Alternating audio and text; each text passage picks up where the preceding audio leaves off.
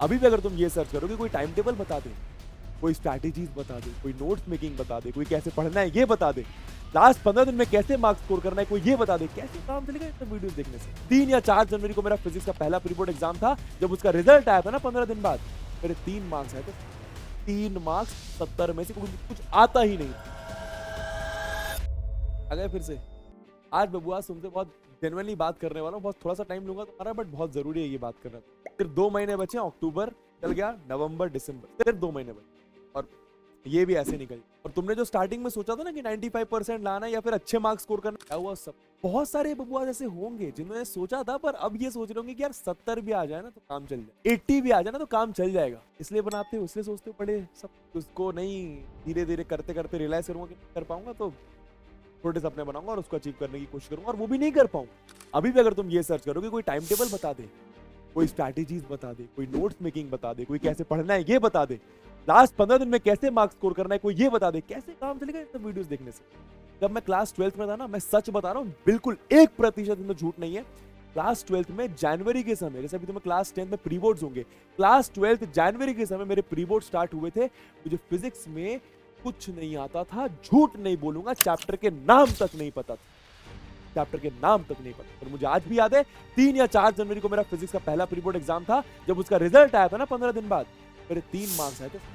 3 marks 70 में से कुछ आता ही नहीं था, आता ही नहीं था। इसका मतलब क्या? जनवरी, मार्च में मेरे को याद है, मार्च मेरा 4 को पेपर था, मेरे पास सिर्फ 2 महीने थे और इन 2 महीने में सिर्फ फिजिक्स नहीं पढ़ना था मुझे, जो बाकी सब्जेक्ट भी पढ़ने थे। अगर मेरी फिजिक्स में इतनी हालत खराब थी तो बाकी सब्जेक्ट में भी कोई बहुत अच्छी हालत नहीं हुई।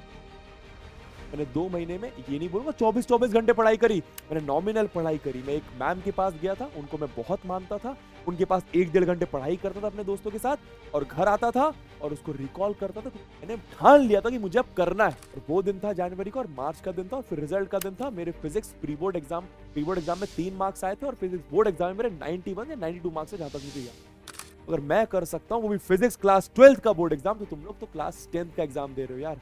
ऐसे नहीं करो। सुबह 5 बजे से पढ़ना स्टार्ट करूंगा, तो 5 बजे का अलार्म लगाऊंगा और फिर जब नींद खुलेगी अलार्म से, फिर 2 ऑप्शन होते हैं ना उस समय, टॉप या स्नूज, और उसके बाद फिर वो 5:10 पे बजेगा, 5:20 पे बजेगा, 5:30 पे बजेगा, पर उठूंगा ही नहीं। मैं तो 9:30 बजे उठूंगा और सोचूंगा कि यार क्या ही हो गया यार, अब पढ़ लूंगा। कुछ हुआ नहीं वैसे, ज्यादा मेजर फर्क नहीं पड़ा, पर तुम्हारे कॉन्शियस माइंड को कुछ फर्क नहीं पड़ा। तुम्हारे सब कॉन्शियस माइंड को जो तुमने बात बताई है ना, तुम वीक हो, तुम जो सोचते तुम वो नहीं कर पाते। और अगर तुम इतनी छोटी सी चीज में तो सोच के नहीं कर पाओगे, कैसे सोच सकते हो, कैसे अपने आप से क्यों उम्मीद कर सकते हो कि लाइफ में जाके आगे महीने का 5 लाख रुपए का, 10 लाख रुपए कमाऊंगा, पापा को नई गाड़ी दिलाऊंगा, पापा को बड़ी गाड़ी दिलाऊंगा, मम्मी को खुशियां दूंगा, उनको ट्रैवल करने ले जाऊंगा, दुनिया घूमूंगा, यूरोप जाऊंगा, ऑस्ट्रेलिया जाऊंगा। कैसे करोगे ये सब काम जब तुम अपने सबकॉन्शियस माइंड को इतना वीक कर चुके हो कि जो सोचते हो वो करते ही नहीं हो यार। दिन रात दो अपना, ये 2-3 महीने तुमने दिन रात दे दिया, कसम से बता रहा हूं। तो बच्चा स्टार्टिंग से पढ़ रहा है ना, तुम उसको भी पिछाड़ सकते हो, पर कैसे? Dream big, act small. इसका मतलब क्या है कि बड़ा अभी भी सोचो कि अच्छा स्कोर करना है, 90% के ऊपर जाना है, 95% के ऊपर जाना है, अरे 100% जाना है। किसी किसी के लिए ये बोलूंगा, सिर्फ मेरे नोट्स भी देख लिए तुम्हारा काम हो जाएगा, सिर्फ मेरे नोट्स भी देख तुम्हारा काम हो जाएगा। कितनी बार बताई मैंने ये बात? कोई बुक, ये इतनी सारी बुक, रुको, इतनी सारी बुक्स से मैं तुम्हें पढ़ाता हूं, इतनी सारी बुक्स। जब भी एक लेक्चर लेता हूं ना, तो ये सारी बुक्स का मिक्सचर होता है, वो सारी बुक्स का मिक्सचर। अभी तुम्हारे क्वेश्चन बैंक करवाए मैंने, आर.डी. शर्मा कराई, आर.एस. अग्रवाल कराई, हर एक बुक के इतने सारे क्वेश्चंस कराए कि तुम्हें कुछ और करने की तुम्हारी साइड से जरूरत नहीं है, ठीक है। और अब समय आ गया सैंपल पेपर्स करने का, अब समय आ गया क्वेश्चन बैंक करने का। मैं ये नहीं कह रहा कि बबुआ तुमने तो सिर्फ नोट्स बोले थे, अब तुम बुक बेच रहे हो। ना ना ना ना ना, मैं बुक नहीं बेच रहा हूं। मैं तुझे ये बता रहा हूं कि अब समय आ गया है कि तू खुद के साथ बैठ क्वेश्चंस कर ले। कोई भी बुक ले, कोई भी एक बुक ले, सैंपल पेपर या क्वेश्चन बैंक, और उसको पूरी कर।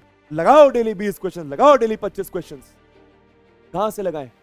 ले लो ना कोई बुक क्वेश्चन बैंक, ले लो ना कोई बुक सैंपल पेपर की। यही तो समय होता है क्वेश्चन बैंक और सैंपल पेपर करने में। कौन से सैंपल पेपर, कौन से क्वेश्चन बैंक, वो तुम्हारी मर्जी है यार। हम तो तुम्हें बेस्ट कंटेंट प्रोवाइड करती, दिखाई देता हूं, कहां जाए? गूगल, अपन तुम्हें दिखा देते हैं, Amazon पर जाओ, Amazon खोला, ठीक है। हमारे यहाँ पे क्वेश्चन बैंक अवेलेबल है, सैंपल पेपर अवेलेबल है, अभी शायद सैंपल पेपर रिलीज हुए, तो मैं दिखाता हूँ। सैंपल पेपर,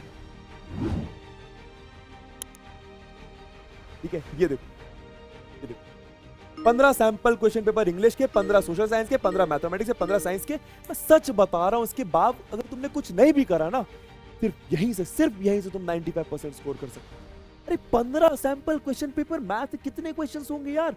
अगर एक सैंपल पेपर में 40 क्वेश्चन मानू, 38 होते पर 40 भी मानू ना, 600 से ज्यादा क्वेश्चन हो जाते हैं। तो 600 क्वेश्चन प्रैक्टिस करके अगर बोर्ड एग्जाम देने जाएगा तो तुझे क्या लगता है तू अच्छा स्कोर नहीं करेगा? मैं यही करता था क्लास 12th में। अरे नहीं पढ़ा मैंने किसी टीचर से चैप्टर को, पर कोई बात नहीं, मैंने एक बुक ले रखी थी, उसमें अगर एक चैप्टर 50 क्वेश्चन होते थे, वो क्वेश्चन लगाता था। तो जब पढ़ा ही नहीं तो क्वेश्चन कैसे बनते थे? अरे क्वेश्चन नहीं बना सॉल्यूशन देखा, क्वेश्चन नहीं बना सॉल्यूशन देखा, ऐसे 10 क्वेश्चन का सॉल्यूशन देखा, अपने आप समझ जाना कि चल क्या रहा है। और वो बाकी 40 क्वेश्चन में 50% में खुद ही कर देते।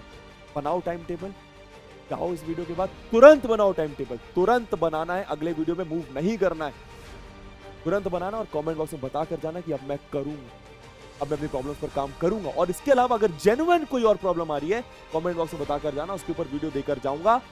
लेकिन अगर जेन्युइन प्रॉब्लम आ रही है तो ऐसा नहीं कि वीडियो देखना है बस। सारे वन शॉट लेक्चर फ्री में यूट्यूब पे पड़े हुए हैं, हमारे भी और बाकी सब लोग जिस पे भरोसा है उस पे करो, और सबसे ज्यादा खुद पे भरोसा करो और क्वेश्चंस की प्रैक्टिस करो। ये समय क्वेश्चन प्रैक्टिस करने का। और जिन्होंने पूरा सिलेबस कंप्लीट कर भी लिया है, हार नहीं मानना। लास्ट के महीने बहुत सारे बच्चे ऐसे होते हैं जो स्टार्टिंग से 6 महीने बहुत बढ़िया तरीके से पढ़ाई कर रहे होते हैं, लेकिन उसके बाद क्या होता है, लास्ट के 2-3 महीने रिवीजन ही नहीं करते, प्रैक्टिस नहीं करते, सैंपल पेपर नहीं लगाते।